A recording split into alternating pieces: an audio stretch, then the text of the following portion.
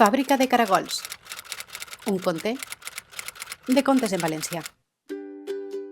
Esta història comença un dilluns de maig de fa molt de temps, a un lloc gens llunyà, al mig dels horts, on podem trobar, entre fulles de moreres i encisams foradats, una colònia de caragols anomenada Vilababosa. Vilababosa, que anys enrere havia sigut un poblet molt tranquil que vivia de la natura, s'havia convertit en una gran metròpoli, coneguda per tindre la fàbrica de caragols, claus i ferramentes més gran de tota la comarca. Feia un mes que no plovia a Vilababosa. Alguns caragols, els més vellets, estaven preocupats. Ja sabeu que als caragols els agrada molt la pluja i, a més, la fàbrica gastava l'aigua per fer funcionar les seues màquines. La iaia Carme Caragol marmolejava mentre posava a una carmanyola el dinar per al seu net Carles, el nostre protagonista, que aquell dilluns de maig començava a treballar a la fàbrica. Un altre dia sense ploure. Això on s'ha vist? Carles estava emocionat i orgullós de, per fi, poder començar a treballar com un adult responsable i exitós.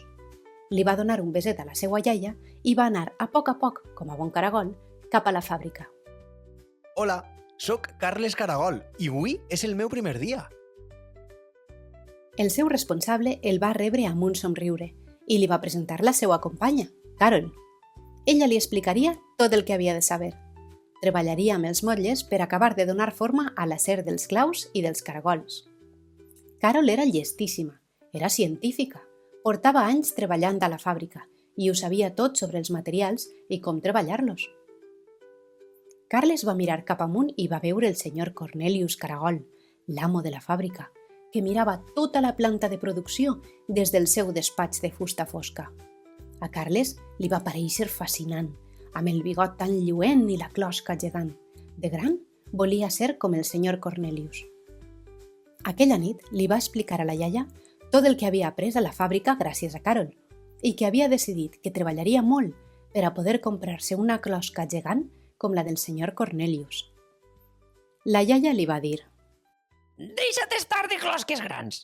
Més val tindre el cor gran i el cap ben posat. Carles va dir que sí, però que la closca gran també. Al dia següent, la fàbrica estava molt silenciosa.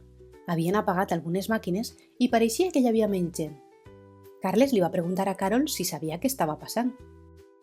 Carol li va dir que, com no plovia des de feia temps, no tenien prou energia per a totes les màquines, així que el senyor Cornelius n'havia apagat unes quantes i havia enviat els equips que les operaven a casa.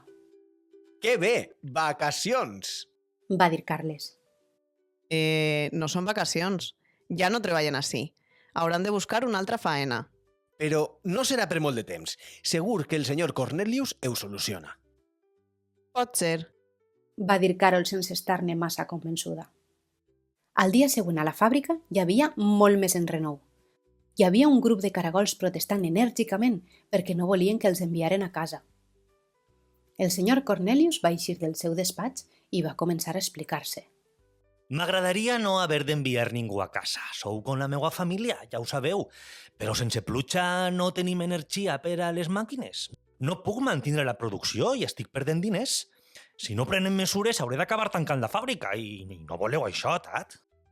Carles es va quedar satisfet amb l'explicació, però Carol estava enfadadíssima i va tornar al seu lloc marmolejant. Pot ser, si no haguérem llençat tants residus per estalviar-nos 4 duros, el nostre riu continuaria net. Els nostres horts seguirien fent encisams i qui sap si pot ser seguiria plovent com plovia abans. Residus? Sí, fa anys que llencem tots els residus al riu, per això l'aigua fa tanta pudor. Vaig proposar millores per a no embrutar el riu, però el senyor Cornelius va dir que era massa car. A la nit, li va explicar a la iaia el que havia passat. Carles estava una mica confús. El que deia Carol pareixia que tenia sentit, però d'altra banda, el senyor Cornelius sabia molt. Per això era l'amo de la fàbrica, i si ell havia decidit no fer els canvis, seria perquè no calia, no? I la iaia li va dir: Jo no sé res de fàbriques, però sí que és veritat que el riu ja no porta peixos i cada vegada porta menys aigua. I la tia Conxita diu que no aconseguís ni un encisam com Déu mana. Al matí següent seguia sense ploure i la poca gent que quedava a la fàbrica estava sublevada. Hi havia el rumor que anaven a tancar definitivament. No s'ho podia creure. Carol mirava el diari per veure si hi havia alguna oferta de faena, però a Vilababosa no hi havia molta més cosa a fer que la fàbrica. Amb els anys, tots els xicotets comerços i negocis havien anat tancant i a la gent ja no li eixia a compte treballar el camp, així que ja no quedaven molts hortets tampoc. El senyor Cornelius va eixir del despatx. S'acariciava el bigot, que no havia perdut ni una miqueta de lluentor.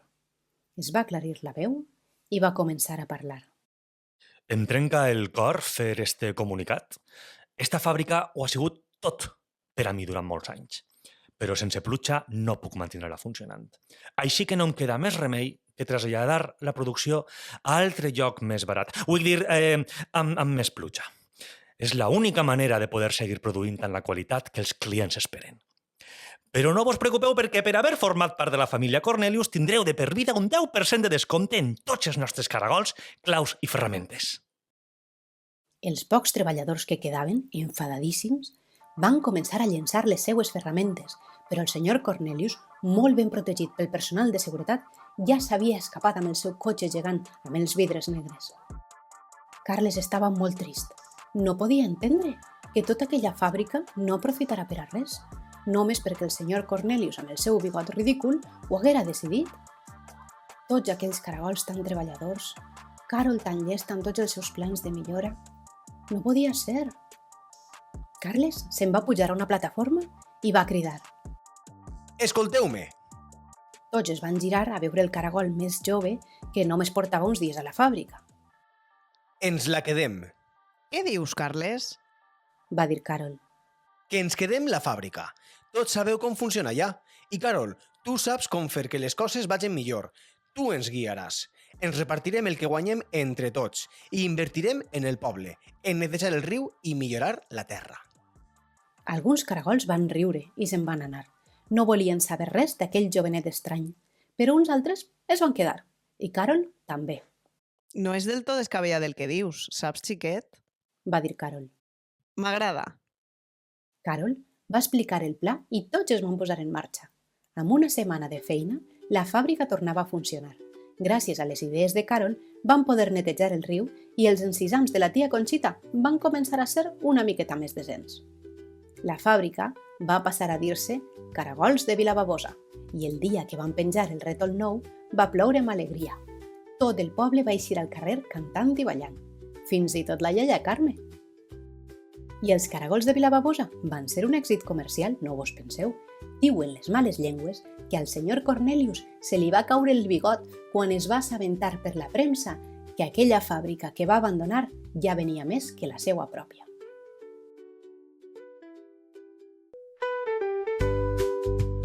I quan t'he contat, ja s'ha acabat.